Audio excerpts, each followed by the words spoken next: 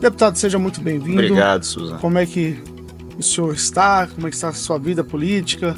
Seja bem-vindo, se apresenta um pouquinho para a população. Obrigado, Suzano. Obrigado pelo convite para eu estar aqui. É uma grande satisfação estar aqui no Jornal de Brasília. Bom dia para você que nos assiste. Eu fiz a correção do Mato Grosso do Sul. É importante. Porque para quem nasceu em Mato Grosso do Sul e mora lá, isso é muito importante. Eu saí de lá com 10 meses de vida só. Minha família voltou para o Rio de Janeiro. Então eu não tive a oportunidade de passar muito tempo lá, né? Assim, eu nem tenho recordação, para dizer a verdade. É claro que depois eu fui lá, mas assim, eu não tenho recordação daquele período. E uma das coisas que eu percebo quando eu vou lá é que quando as pessoas falam Mato Grosso, não, Mato Grosso do Sul. Aí quando você falou Mato Grosso, eu falei Mato Grosso do Sul.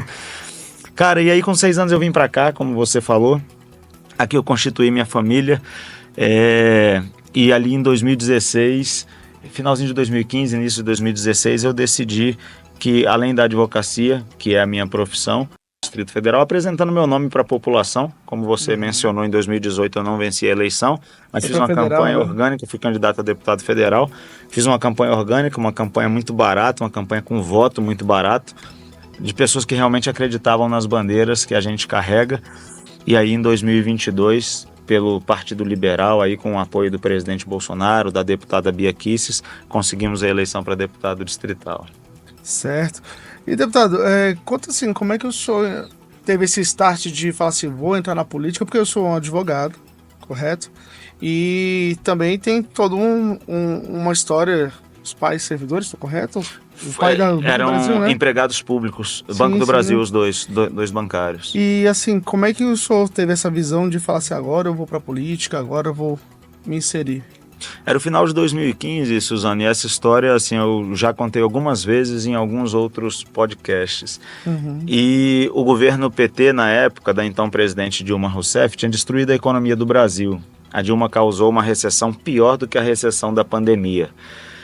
E aquele cenário todo causava um incômodo generalizado no brasileiro de modo geral. E foi daí que nasceram, inclusive, as manifestações para o impeachment. E houve uma gota d'água, na época, aquele kit gay nas escolas. E eu tinha 2 filhos muito pequenos na época, o segundo recém-nascido. E aquilo me tocou de tal forma que eu falei, eu preciso fazer alguma coisa. Porque eu acho que a escola não é local para esse tipo de doutrinação. Aliás, acabei de propor, Suzano, vou até pegar aqui o número, me dá um segundo. O projeto de lei 1331 de 2024, que é a política distrital de liberdade religiosa e moral, que assegura aos pais o direito de educar seus filhos conforme suas próprias convicções morais e religiosas, nos termos do Pacto de São José da Costa Rica, do qual o Brasil é signatário. Porque eu penso que a escola ela não pode trabalhar contra aquilo que os pais acreditam. Então o pai tem que ter o direito de falar, eu não quero que meu filho participe dessa atividade, se for uma atividade religiosa, eu tenho direito de dizer, eu não quero que meu filho participe disso, não quero que meu filho participe daquilo, porque essa educação moral e religiosa é um dever meu, como pai, de dar para os meus filhos. E foi nesse contexto, lá em 2015, diante do que estava acontecendo, que eu decidi oferecer o meu nome para a população do Distrito Federal como conservador, como alguém de direita, que acredita na liberdade econômica, que acredita no conservadorismo, para que a população do Distrito Federal tivesse uma opção.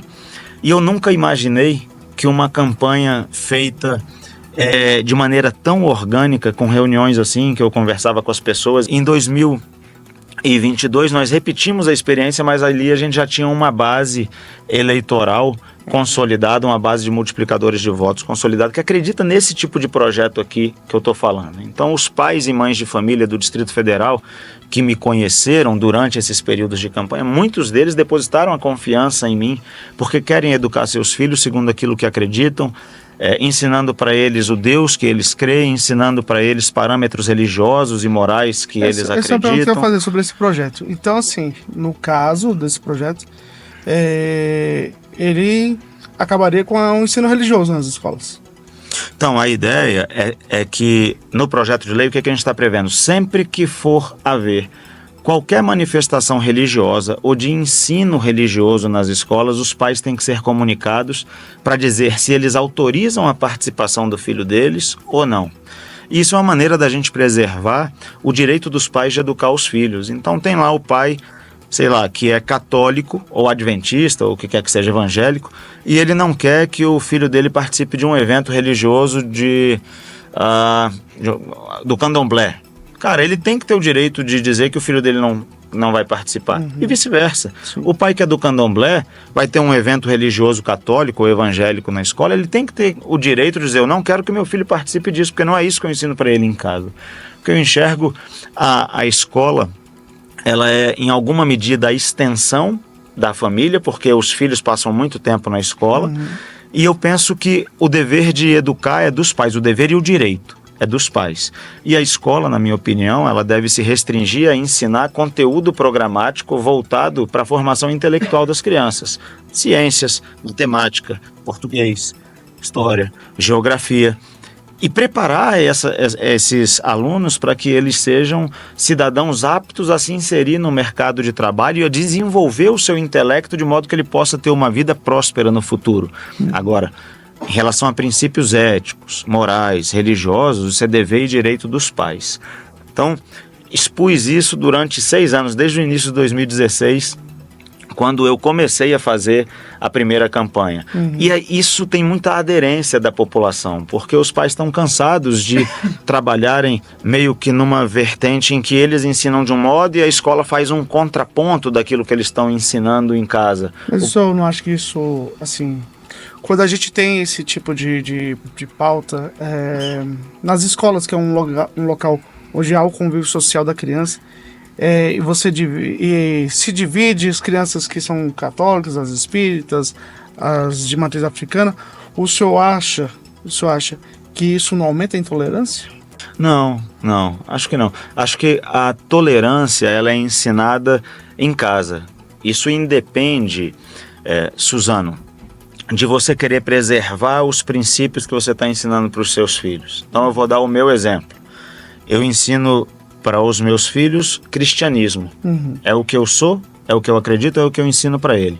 Mas ensino que todas as vezes que eles encontrarem alguém que acredita diferente, eles têm o dever de respeitar, porque aquela pessoa tem a liberdade dela de acreditar no que quiser. Assim como eu quero a minha liberdade preservada e a liberdade dos meus filhos preservada, eu quero preservar a sua também e a sua de educar os seus filhos e que eles tenham liberdade também. E isso vale não só para parâmetros religiosos, mas para tudo na vida.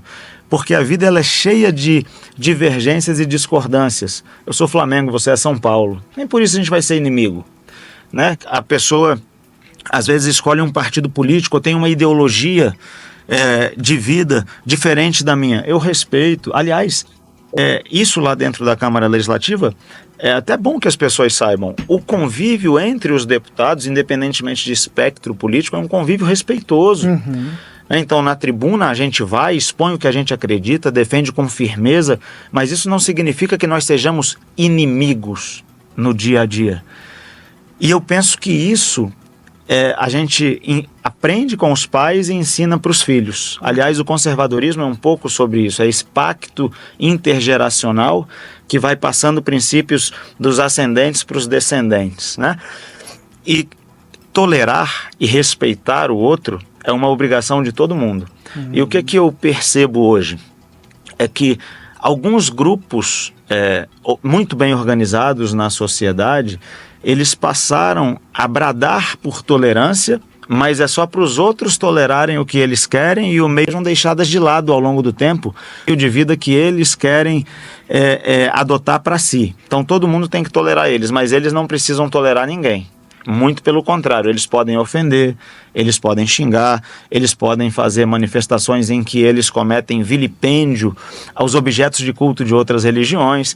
E isso, eu não acho que isso é tolerância. Então, assim, o que eu ensino para os meus filhos é que a gente tem que respeitar a todos, independentemente do que seja. As pessoas têm o direito de escolher como elas querem viver. E eu penso que os pais têm que ter o direito de preservar nos filhos os valores morais, éticos e religiosos que eles estão imprimindo, que eles estão ensinando na formação de caráter dos filhos. Porque quem ensina caráter para os filhos é pai e mãe. Não é a escola, não é o Estado, não é o líder religioso, é pai e mãe. O senhor, como representante da direita, e é um representante firme nas suas posições na Câmara Legislativa, sempre usa muito a palavra liberdade. Eu acompanho ali, vejo o senhor sempre falar pelo menos 1 ou 2 vezes no seu discurso ali de 5 minutos, que quando o presidente deixa um pouquinho mais, vocês falam 2, 3 vezes sobre usam a palavra liberdade. Até onde a liberdade na sociedade, na opinião do senhor, né?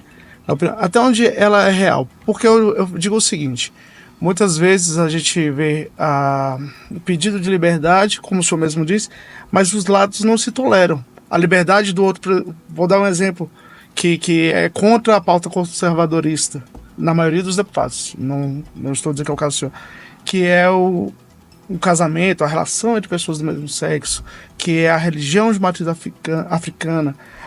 Eles parecem não poder ter liberdade. Vou dar um exemplo. Eu passei na frente de um centro essa semana, que próximo à minha casa, e ele foi atacado por pessoas religiosas, não sei de qual denominação.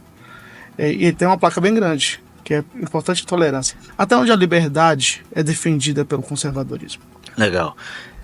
Há 3 direitos inatos de todo ser humano que não devem ser atacados nem por outros seres humanos e nem pelo Estado: a vida, a liberdade e a propriedade privada. Abrir mão disso é abrir mão de uma sociedade em que nós possamos conviver, né? Então nós temos que preservar a vida sempre, sempre, sob qualquer circunstância. Então nem eu tenho o direito de tirar a sua vida e nem o Estado tem direito de tirar a sua vida. Nem eu tenho o direito de tirar a sua liberdade, inclusive a liberdade de culto. Então, por exemplo, esse tipo de ataque, eu sou contra esse tipo de ataque. Isso não existe. A pessoa tem que ter a liberdade dela de cultuar a quem quer que ela queira cultuar, o Deus que ela quiser cultuar. E não sou eu que vou me meter na sua vida para dizer o que você deve acreditar ou não.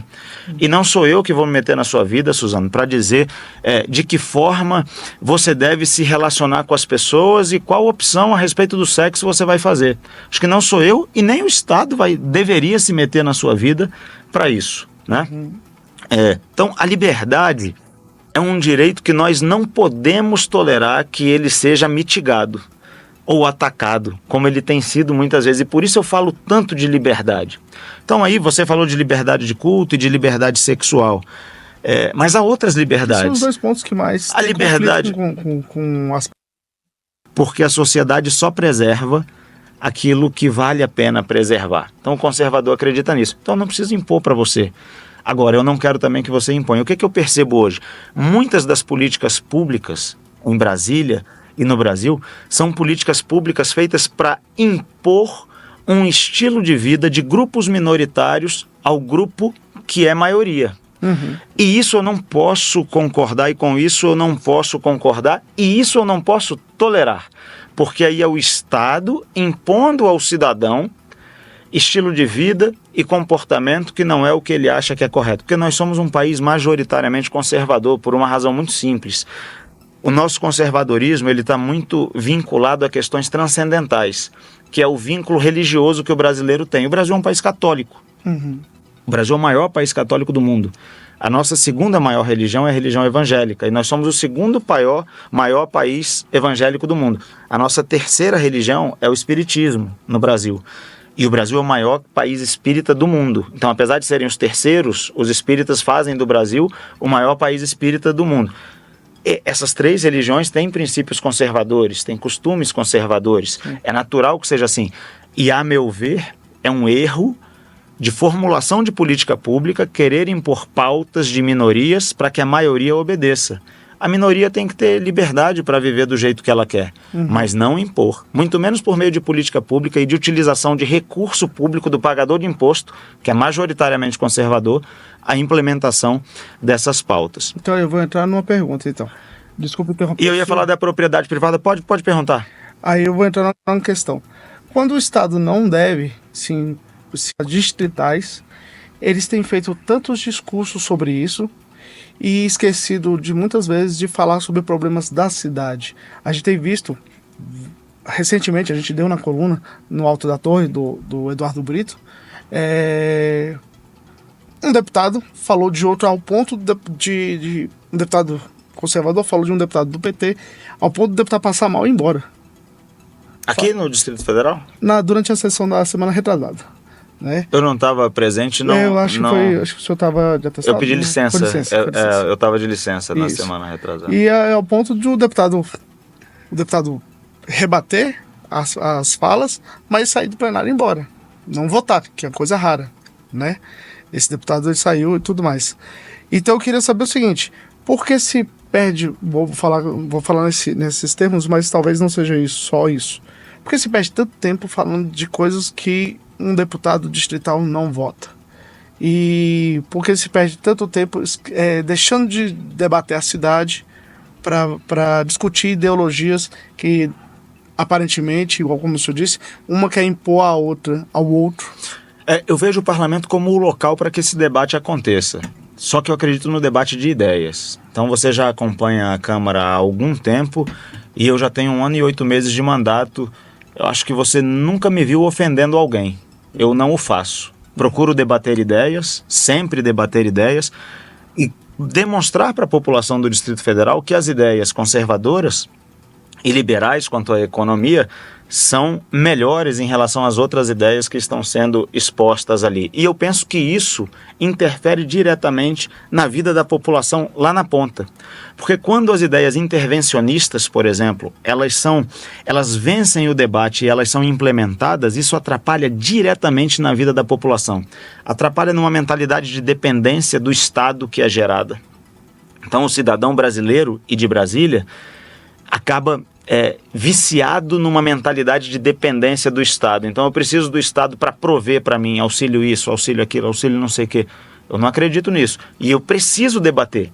Eu preciso mostrar para a população do Distrito Federal que não é o Estado que entrega nada para ninguém, porque o Estado não tem nada para entregar. O Estado não produz nada. O Estado, para entregar para alguém, ele tirou antes. Né? Me diz R$1 que o Estado gera por ele mesmo. Não gera. Inclusive o senhor está propondo o dia distrital sem imposto. O dia distrital sem imposto. O dia distrital sem imposto. Como é que vai ser essa ideia? Cara, a população precisa entender que todas as vezes que um político diz que vai garantir um direito, que o político diz que vai oferecer uma solução, que o político diz que vai fazer alguma coisa, ele não dá nada antes que ele tenha tirado da população. E de que modo isso é retirado? Por meio dos impostos. A lei chama o pagador de imposto de contribuinte, mas não é bem isso, porque contribuir eu contribuo voluntariamente. Então eu vou lá na minha igreja e se eu quiser contribuir, eu contribuo. A igreja que eu frequento. Se eu não quiser contribuir, eu não contribuo. Com o governo não é assim, não. É retirado coercitivamente do seu bolso e se você não pagar, o aparato coercitivo estatal vai contra você. Você vai responder na justiça. Se você não pagar o IPVA e parar numa blitz, o seu carro fica retido e por aí vai. Então a ideia do dia distrital sem imposto é mostrar para o brasiliense, e vai ser no dia da Black Friday, que aí vai ser Black Friday de verdade. É mostrar para o povo de Brasília o quão pesado é manter essa máquina estatal. Quanto sai do nosso bolso, ou quanto sobraria no nosso bolso se nós vivêssemos com uma carga tributária menor, nesse caso sem imposto no dia. Mas se nós tivéssemos uma carga tributária mais justa, menos pesada, quanto dinheiro nós teríamos para realizar nossos sonhos? Para comprar um carro, para não ficar andando de ônibus, para não depender de ônibus, que o transporte público é horroroso. E eu não vejo muita solução para isso, mas o político promete. E está prometendo desde que eu era criança e que você era criança. E continua ruim, porque vai continuar ruim, porque o Estado não consegue resolver isso. Para o cara comprar a casa dele, que é o sonho de todo mundo, para não ficar vivendo de aluguel. Para o cara poder pagar um plano de saúde, ao invés de ficar dependendo da saúde pública, que é o caos. E a gente está vendo aqui no Distrito Federal o quão difícil é. Então a ideia do dia distrital sem imposto é mostrar para o povo o que a gente poderia fazer, quanto dinheiro sobra e o que eu poderia fazer se nós não tivéssemos impostos, ou, para não ser extremista, se a carga tributária fosse mais justa. Porque hoje o brasileiro médio, ele trabalha 6 meses do ano para pagar imposto. Então um dia você trabalha para você, Suzano, e no outro dia você trabalha para o governo. Um dia você trabalha para você e no outro dia você trabalha para o governo. É regime de escravidão. Não faz sentido isso. Mas a gente se habituou. Imagina que lá, quando o Brasil ainda era império, os impostos chegaram a 20%. E quando chegaram a 20%, surgiu a expressão o quinto dos infernos. Que 1/5 do que o cidadão produzia, o indivíduo produzia, era retirado pelo Estado. O Estado tomava para si. E o brasileiro começou a falar, é o quinto dos infernos, é o quinto dos infernos. Cara, hoje é quase 50% do que a gente ganha e a gente aceita, tolera.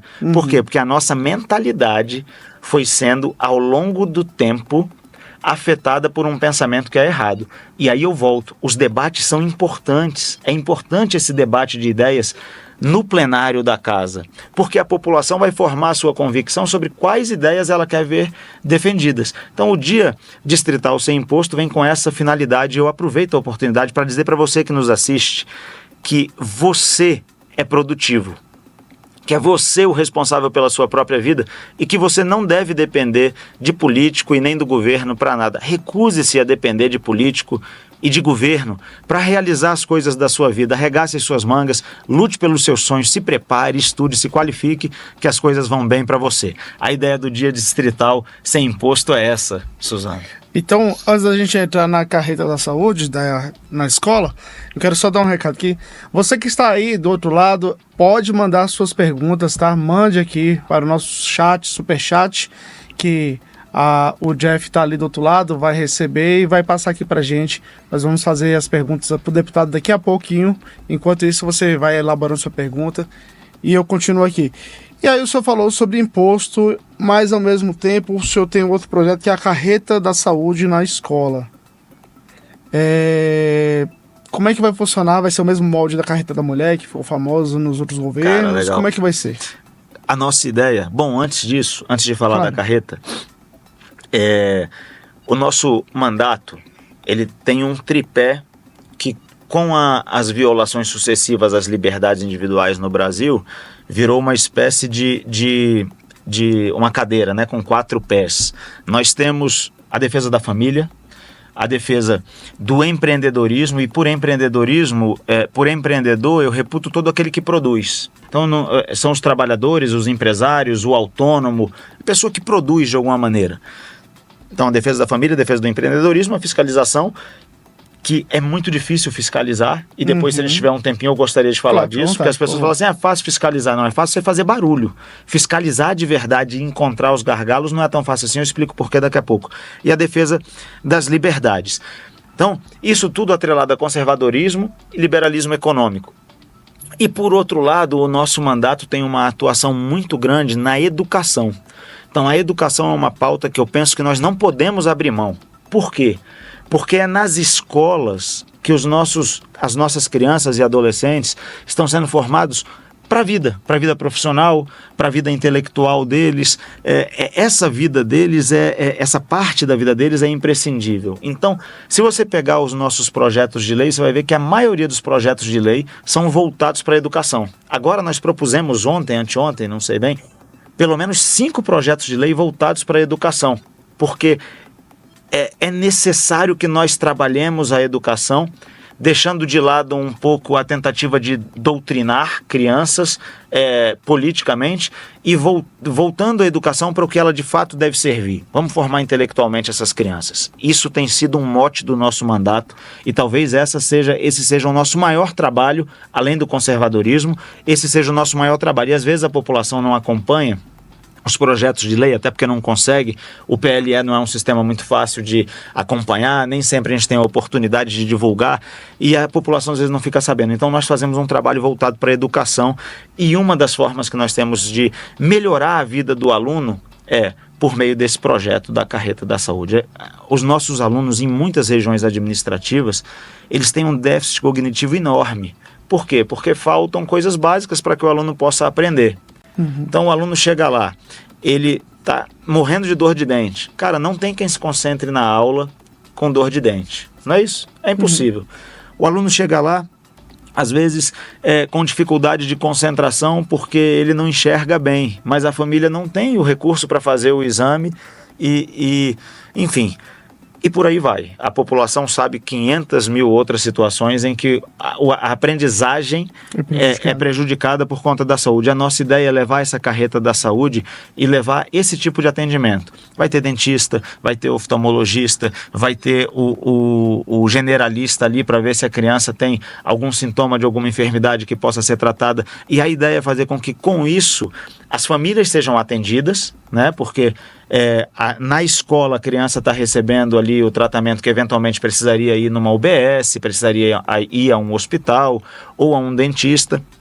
E ao mesmo tempo nós estamos melhorando a aprendizagem desses alunos, o grau de aprendizagem deles para capacitá-los de maneira mais adequada. Então a ideia desse projeto é essa.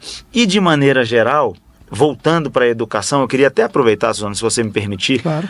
Nós temos feito investimentos em várias escolas do Distrito Federal, por meio do PEDAF, que agora está sofrendo muitos ataques, e alguns dos ataques justos, porque me parece que há, pela investigação do Ministério Público, um abuso de alguns diretores em relação de algumas escolas, em relação à utilização ou à malversação desse recurso. É porque assim, eu não vejo um conflito, porque tudo depende da forma como a pessoa interpreta, né? Então, às vezes eu acho que algumas pessoas acreditam de uma forma e fazem as suas escolhas. Eu fiz a minha escolha de vida.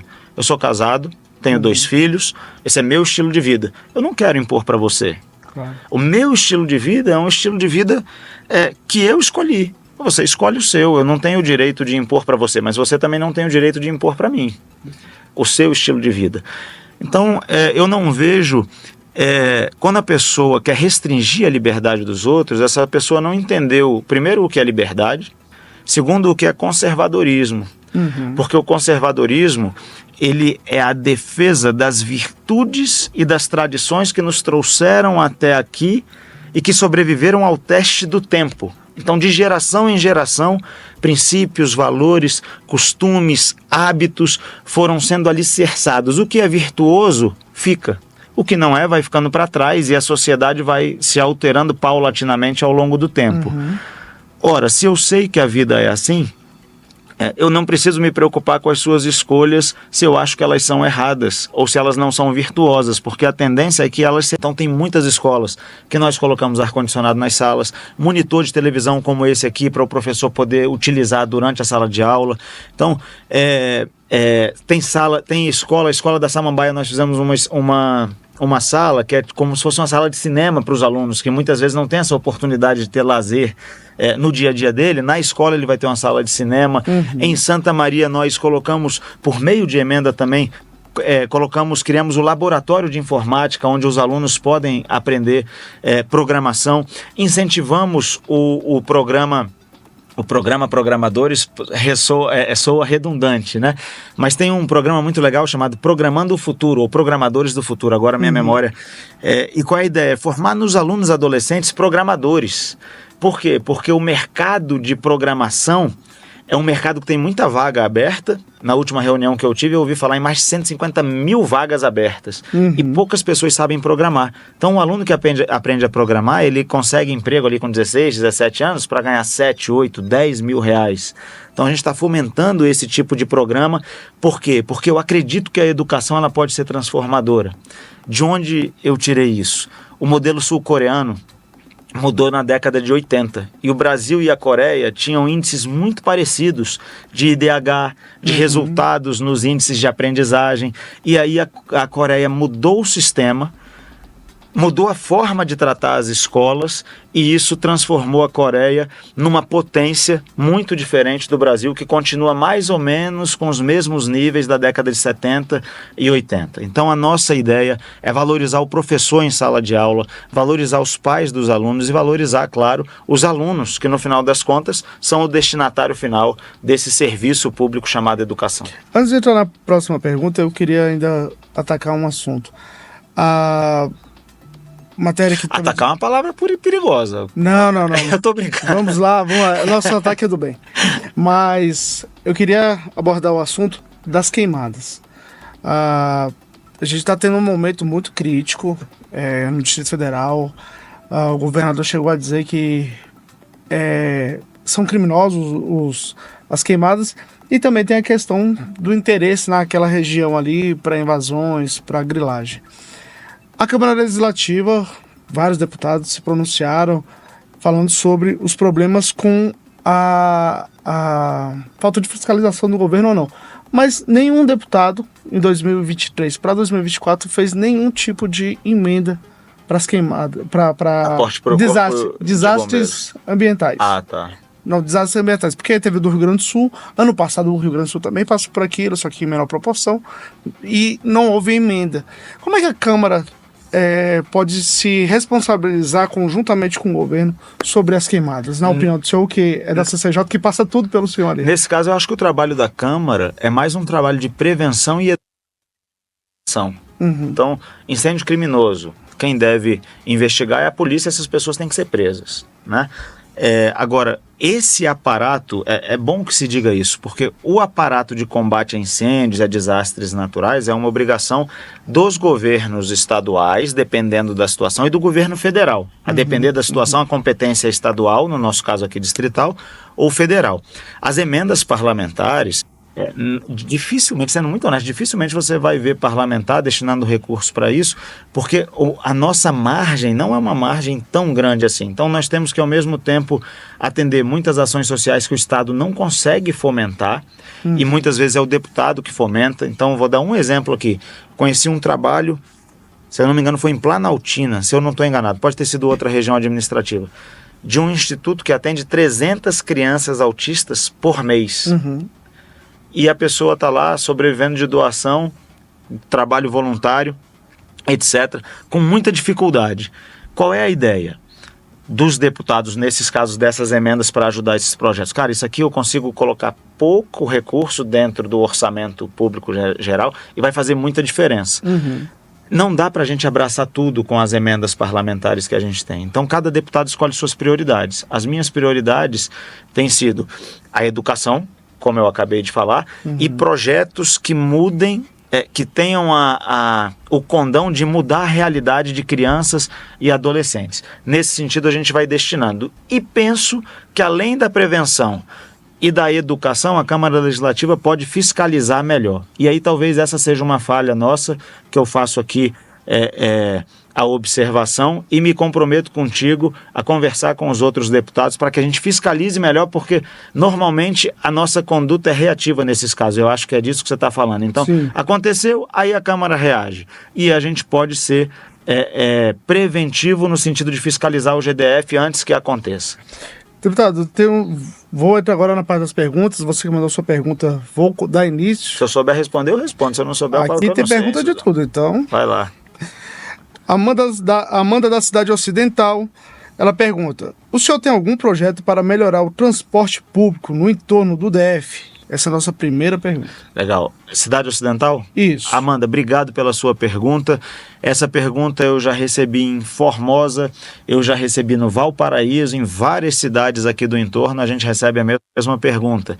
Na verdade, essa é uma política do Poder Executivo. Qual tem sido a nossa missão? E eu tenho feito muito. A gente tem feito gestão junto à Secretaria de Mobilidade e junto ao governador Ibanez, para que essas pessoas sejam melhor atendidas. E o que eu acho que deve acontecer, o que deveria acontecer?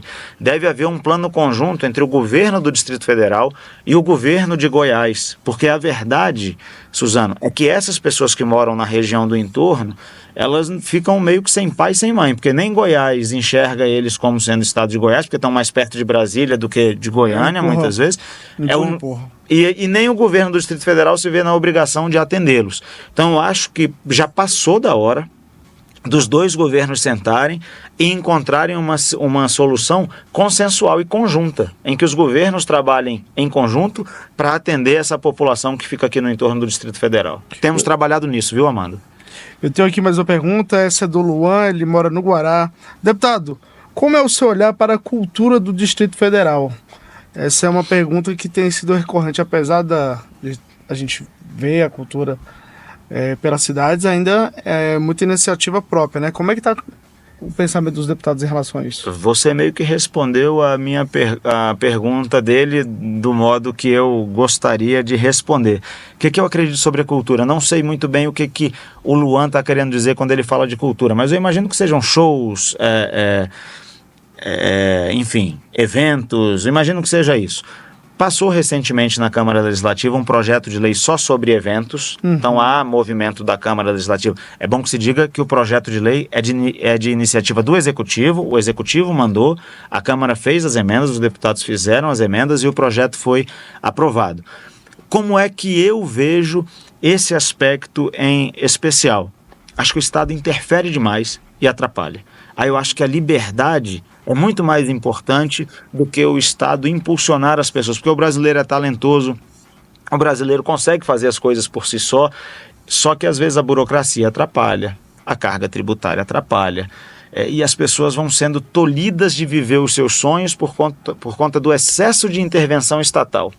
Nesse caso, respondendo de maneira direta ao Luan, o projeto de lei eu acho que ajuda um pouco, porque permite uma série de eventos e de fomento. Aliás, tinha uma emenda até que foi retirada que permitia ao GDF colocar dinheiro em eventos públicos. A emenda foi retirada porque houve uma grande discussão a respeito de que tipo de evento seria e tal, e o projeto não andava, então a emenda foi retirada. Isso pode ser discutido de novo. De que forma eu acredito? Nós temos que dar liberdade para as pessoas e essas coisas acontecem naturalmente.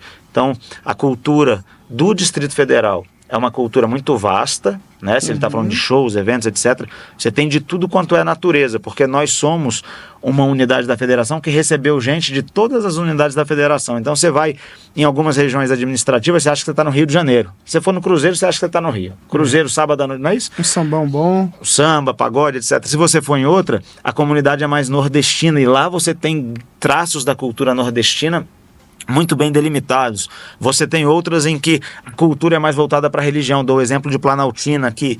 E o que eu penso? Às vezes, alguns deputados destinam emenda parlamentar para isso. Eu já destinei para alguns movimentos, a pedido de outros deputados que tem eventos, que, por exemplo, aquela lá de Planaltina. Via Sacra. A Via Sacra, perfeito. E às vezes é um evento que custa muito dinheiro e o deputado não consegue fazer o aporte total e pede auxílio. Então a gente vai dentro do possível ajudando. Mas o que eu acredito? Liberdade. O Estado tem que parar de interferir. Diminui burocracia, diminui tributo, deixa as pessoas com os seus próprios recursos gerarem prosperidade, porque as pessoas sabem gerar. O Luan sabe, eu tenho certeza absoluta que ele sabe, porque os indivíduos são assim, a gente dá o nosso jeito de melhorar a nossa vida. Às vezes o Estado atrapalha um pouco, eu espero que pare de atrapalhar.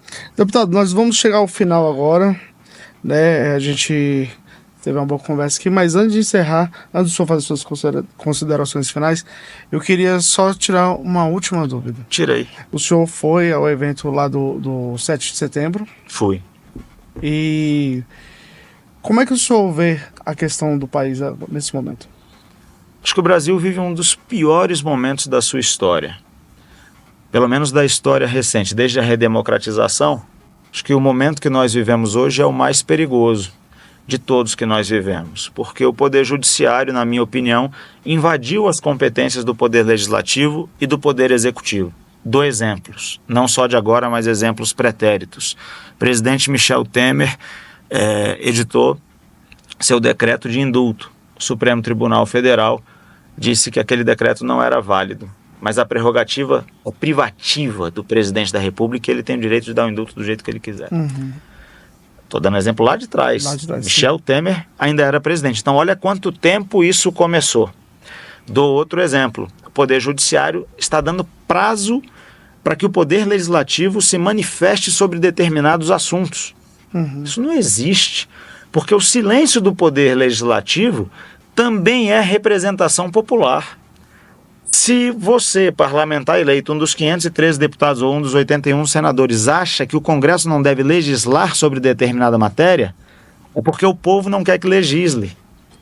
O povo não acha que esse assunto deve ser objeto de deliberação do Legislativo. E como você está falando isso, já? Como você sabe? É porque o artigo 1º da Constituição Federal diz que todo poder emana do povo, que o exerce pela eleição dos seus representantes ou de maneira direta nos termos da Constituição, que é plebiscito e referendo. Então, como é que o povo decide o que ele quer? Quando ele elege. O poder emana dele quando ele elege.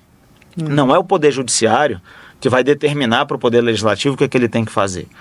Então, essas competências, o Poder Judiciário foi invadindo as competências do Poder Executivo e do Poder Legislativo, e hoje eu percebo que nós talvez já tenhamos passado do ponto de retorno. Isso tudo culmina, na minha opinião, com a perseguição ao Bolsonaro e à direita que hoje acontece no Brasil de maneira desleal muitas vezes. Você não acha que esse é o mesmo discurso da época do Lula e da Dilma? Da esquerda fazer eu não sei se na época do Lula e da Dilma teve ministro do Supremo Tribunal no Congresso da Uni dizendo assim, nós derrotamos fulano de tal. Como teve agora recentemente um ministro, teve o presidente, né, chamado de cleptocracia o governo. Mas aí ele estava dizendo do que ele estava vendo nos autos do processo que ele estava julgando. Eu acho equivocado dar esse tipo de entrevista. Na minha opinião, o juiz só deve falar nos autos, mas essa é a minha opinião. Sim. Naquela situação, ele estava falando o que ele estava vendo no processo que estava acontecendo, e ele chamou de cleptocracia. Depois está sendo tudo anulado agora, e estão devolvendo o dinheiro de quem falou assim, roubei, estou fazendo acordo de delação premiada, estou devolvendo parte do dinheiro que foi roubado. Os caras estão pegando dinheiro de volta, foi tudo anulado, mas não quero entrar nesse mérito. Então, tivemos o presidente do Supremo Tribunal Federal, atual presidente, o ministro Barroso, dizendo, nós derrotamos o bolsonarismo. Cara, o Supremo não está lá para fazer política. Eleição é o povo que decide quem ele vai votar, quem ele não vai votar. Durante o processo eleitoral todo, o presidente Bolsonaro não podia nem usar determinadas palavras. Por exemplo, ele não podia chamar o Lula de descondenado. Ele foi descondenado, pô. Ele foi condenado e depois ele foi descondenado. Mas o Bolsonaro não podia falar isso.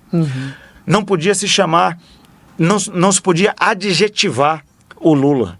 E do outro lado, todo tipo de adjetivo negativo era tolerado. Então, eu vejo que hoje o Poder Judiciário ele está interferindo de maneira indevida em várias situações. Lamento muito, inclusive, que hoje a pena de um estuprador seja menor do que a pena de quem foi lá e depredou patrimônio público no dia 8 de janeiro. Sou contra a depredação. Não estimulo esse tipo de ato, não acho que é correto, não acho que deva acontecer. Mas não houve tentativa de golpe de Estado, na minha opinião. Não houve tentativa de abolição violenta do Estado Democrático de Direito, e essas pessoas estão sendo condenadas de 14 a 17 anos, quando o assassino pega 12, 13. Quer dizer, está tudo errado, está tudo errado. A meu ver, é necessário que o próprio Poder Judiciário decida se recolher de volta aos limites das suas competências constitucionais, sob pena de nós não conseguirmos mais retornar ao regime que nós devemos ver, que é o Estado de Direito, em que todos são iguais perante a lei. Então eu penso que isso é uma batalha, talvez seja a maior batalha que está sendo travada no Brasil hoje, e por isso faço questão de ir a todas as manifestações que eu posso, porque eu acho que essa é a maior batalha que a gente enfrenta, e faço um apelo aos integrantes do Poder Judiciário para que eles voltem para dentro das suas competências constitucionais e deixem que o campo político seja tratado pelos agentes políticos eleitos pelo povo para os cargos legislativos ou executivos. Excelente. Deputado, muitíssimo obrigado pela participação do senhor. Eu que agradeço. Espero que volte outras vezes para a gente debater com mais tempo. E agradecendo também a você que nos acompanhou até aqui. Esse é o JBR Entrevista, hoje que foi com o deputado Thiago Manzoni. Acompanhe as próximas edições, acompanhe as nossas matérias no nosso site e também no impresso. Jornal de Brasília e por Brasília.